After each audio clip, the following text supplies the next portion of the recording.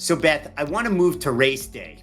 And given that the Indy 500 is the largest sporting event in the world, there is so much to manage, so much competition.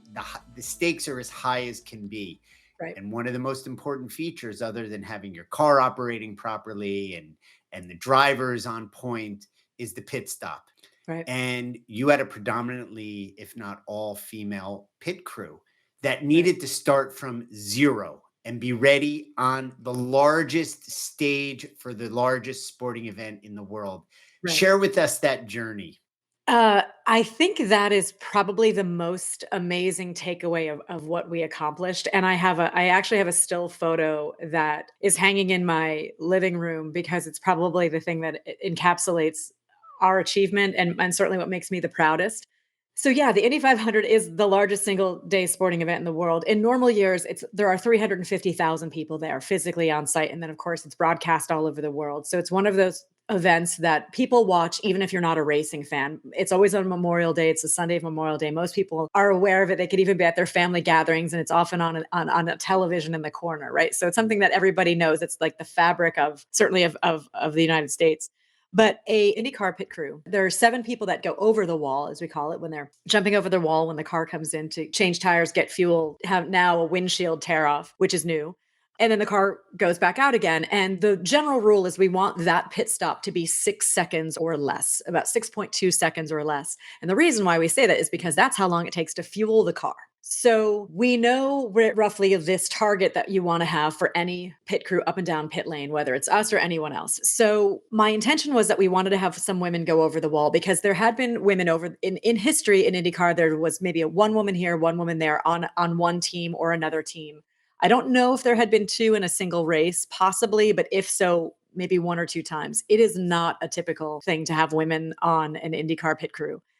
Or a NASCAR pit crew. There have been a couple, but not in any sort of volume. And that was my goal. So we decided to find women who could do this. And there had to be a certain amount of athleticism, a certain amount of mechanical ability. And we leaned on some people that had worked with different diversity training programs in racing. And then we also just put a call out for people that were athletes that had the potential physical strength to do this because it's not easy. So we started with 9 women. We whittled down to 6. And these women were working with Team Penske, who's my technical partner, when we launched. And these women have day jobs. This was something that they were being invited to do on the side because, of course, we were just going to be running in one race. So it wasn't a full-time job. Some of these women are moms. So we had to figure out among this group of 6 women, when would they be able to go in to go? We have a pit training school where they're going in and working out in the gym and then learning how to do this. So they decided that the best time that was going to work for them was 4:30 in the morning. And so they were there from 4:30 to 6, 4 days a week for goodness, almost 3 months, going in every morning and then going on to their day job.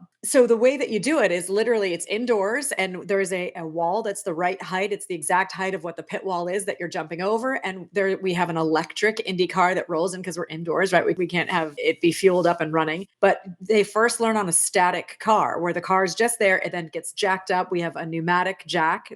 Air jack goes in the back of the car. The whole car raises up on stilts and they change the tires. They do all the, tasks that they're assigned.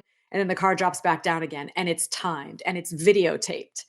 And they do it over and over and over again. They learn how to, they then watch the videotape back. They learn from their mistakes. They learn how to move more efficiently because, of course, smooth is fast. Just like a racing driver, smooth is fast. Well, being a part of a pit crew, smooth is fast. So part of it is speed, efficiency, and accuracy, and not necessarily in that order a combination of all 3. And to put it in perspective, their first pit stop on that static car, they did in 18 seconds. And remember, the goal is to be less than 6.2. So respectfully, Seth, if you and I did it and with a few other people, we probably would have been slower than 18 seconds. So although 18 sounds slow, that was actually still pretty impressive. So they do this static pit stop and then they learn how to then, do it over and over and over again until that time gets faster, faster, faster. Right. Then they introduce another variable. Now the car rolls in. And they have to learn and about that, if I may, you mentioned efficiency, smooth and everything. but overhanging everything is safety. Safety, their own safety, because Right. when that car is actually coming in on race day, it's, 60 miles an hour, 40 miles an hour. And yes, we're working on our car in our pit box, but there are other cars in pit lane that are coming in at a high rate of speed. So you have to be aware of what you're doing, but you always have to have this peripheral awareness that something else could come barreling down pit lane, and which actually did happen in our race. But these women were practicing over and over again. And then I say, like with the rolling car, learning how to run around the car when the car stops and how to move the air gun. And I say all this because the next time you watch a race, and you can actually even pull our race up on demand on Peacock, you can watch this and you can, look at it slowly. And they do it over and over and over again. And also, as a reminder, when, they're kneeling down when they're taking the wheel off, the wheel is about 35 pounds. The rear wheel weighs a little bit more than the front wheel. But as they're kneeling down, so they have the air gun, center nut, boom, remove, remove the nut. They grab the wheel with one arm and then grab the new wheel with the other arm. So there's this ambidextrous strength that they have to have while they're kneeling. So center of gravity, none. And these are motions that you don't normally do. So these women were obviously discovering muscles they didn't know they had, and Right. working out every Right. day and very sore.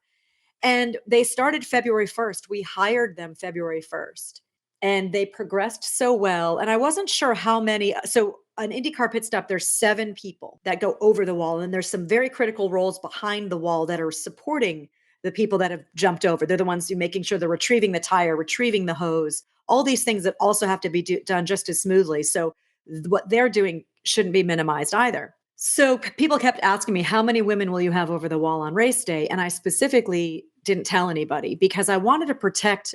I should say the way that we did this is all of these women were training up, but I also had veteran men who could jump in at any time. So I had the 7 veteran men who've been doing this for 20, 25 years Sure. who, because again, what if one of my new crew members was injured, on Thursday in practice, and she's not going to be able to go over the wall? I had the luxury of having somebody that I could substitute in. But the reason I didn't tell people what was going to happen on race day or what I was hoping for on race day is because in case I had to pull one of the people and I only had 3, I didn't want anyone to think that we missed our target. And I also wanted to protect these women because we were there in April for an open test, for 2 days, and then we got there in May for the 2 weeks of practice and qualifying in the race. It occurred to me during the open test in April that none of these women, not only had they never been to an IndyCar race, They they'd never been to Indianapolis Motor Speedway.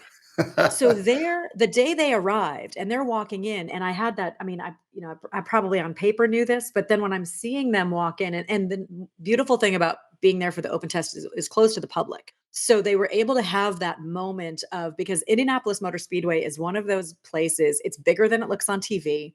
It's overwhelming. Yeah. It has energy to it when it's empty. It's just this magical place. And I encourage anyone to go. The Indy 500 is like the Kentucky Derby or the Super Bowl. Even if you're not a horse racing fan or a football fan, if somebody invites you, you go. You go. It's that entertaining in and of itself. And even if you just go once, it's one of those things you should see. So our team members were walking in that first day, and it occurred to me, oh gosh, they've never been here before. And they're walking in as part of a team. Like, how overwhelming or daunting could that maybe be for them? So I wanted to be very protective and be a bit of a mama bear and keep them in as much of a bubble as I could as they then went through the following days. So as we got there in May and we had the practice days, now it's open to the public. So every day the crowd gets bigger and bigger Right. and And bigger. they're in a And so fishbowl. they're in a fishbowl. And of any team on the grid, we were definitely getting a lot of attention, and not necessarily good attention. A lot of it was just curiosity, right? Are we going to be a complete failure? So here it was on race morning, and I made the call that morning. Okay, 4 are going over the wall. 4 out of the 7. 4 out of the 7, so 3 men, 4 women. And then the other 2 that had trained up were behind the wall.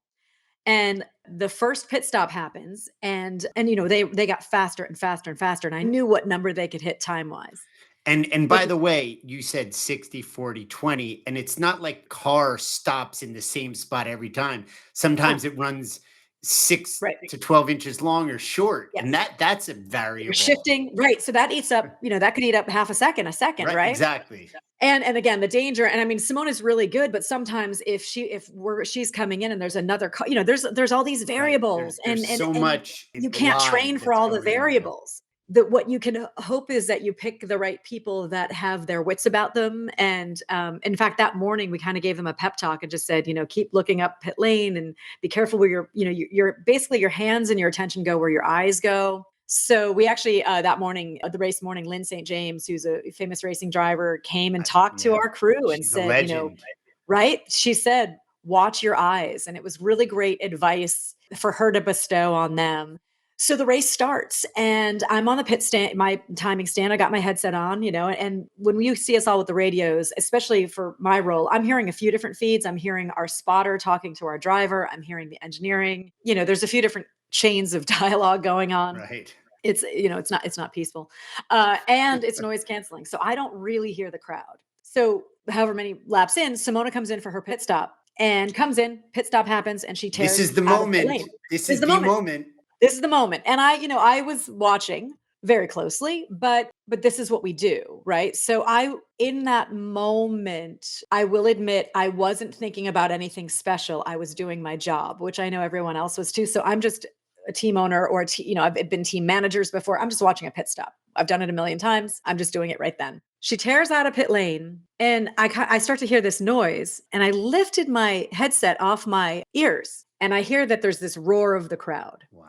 And I realized in that moment that they were cheering for the pit stop. And what I didn't know, and I learned later, is that we were on the big screens all around the stadium, around Indianapolis Motor Speedway. So everyone saw it and it was coming in for that first pit stop. And it was that make or break moment. This is going to be success or abject failure. And I will admit, there's that moment when these moments of making sure all four wheel nuts are tight and all of these things, you do have a bit of, everyone's professional, everyone does their job, but you're releasing this woman back into traffic and she's going to be going 230 miles an hour. And you have to do it right. There's very little room for any error, right? So the crowd cheers and I realize, oh my gosh, they're cheering for a pit stop, which we all take for granted. Yeah, I mean, and a I'm pit getting stop can make or chills. break It's your race. amazing. It's And I will amazing. say our women they were doing sub 5 second pit stops ultimately. So they went from 18 Wow. seconds down to sub 5. And what's cool is you can, like I say, you can pull that broadcast up on demand and see that. And I think what I'm most proud of is it proves that you can teach a team to do amazing things under pressure, under scrutiny. And if you give them the right guidance, if they have the aptitude and interest, if you give them the right tools and the right support, you can really get teams to do amazing things. Yeah. And what I think is amazing too is all of it is 100% real. You can't fake that. Right. You all saw it. Those are, and in that photo that I have this photo of the pit stop, and in the photo there's actually 11 women working. If you count Simona, you Sure. count the Right. spotter, even our team photographer is a woman.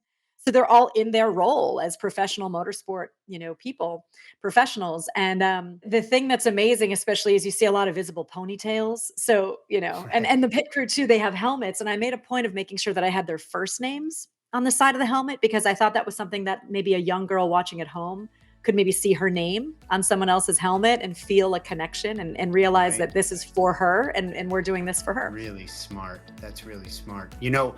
If you'd like to learn more about this speaker, visit our website at thekeynotecurators.com. There you'll find dozens of videos of speakers that are a perfect fit for your event. If you'd like to reach out directly, please click on the link below in the description. My name is Seth Deckman, and you've been watching Curated Insights.